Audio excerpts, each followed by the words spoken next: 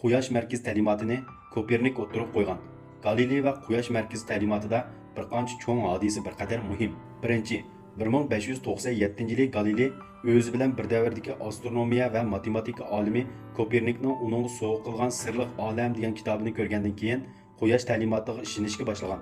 Ikkinchi, 17-asrning boshlarida Gollandiyalik bireylar sayohatda ishlatadigan bir xil durbunni yasab chiqqan. Keyin Galiley buningga qiziqib qolgan.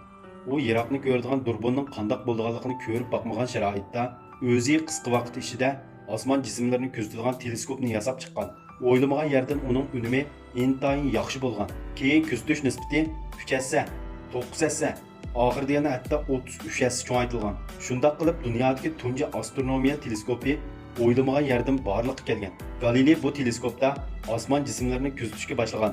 Ham tarixdagi tunji bo'lib Yupiter va Saturn nur halqasi Venerani ko'rgan odam. Tunji bo'lib Oy yuzidagi olqismon tog' ko'rinishlarini ko'rgan odam bo'lib qolgan. U yana tunji bo'lib Quyosh yuzidagi qora dog'larni ko'rish orqali Quyoshning tarjima holini isbotlagan. Tunji bo'lib samo yo'li sistemasining sanoqsiz turg'u yulduzlardan tarkib topganligini bayqagan odam. Galileyning bu qitimqi astronomiya kuzatish tadqiqoti davr bo'lgich ahamiyatga ega bir qitimliq inqilobga aylangan. Shuning bilan teleskopning uzluksiz yangilanishi astronomiya tadqiqot darvozasining davrini yana qaytadan bir qitim ochgan. Galileyning bu kuzatishlaridan keyin barliq sayyoralarning yer sharini cho'rdab aylanadigan yer markaz ta'limoti o'zil kesil og'dirib tashlangan. 1610-yili 3-oyda Galiley o'z kuzatgan tadqiqotlarini ratlab, Yulduzlar aro xabar nomli kitobini chiqargan. Dal mushu mezgilda Kepler hisoblash orqali Kepler 3 cho'ng qonuniyati ichidagi Kepler ellipsoidal qonuniyati va ko'lam qonuniyatini tepib chiqqan. Birinchidan u kuzatish orqali haqiqiy dalil isbotga erishgan. Ikkinchidan hisoblash orqali to'g'ri yakun chiqargan.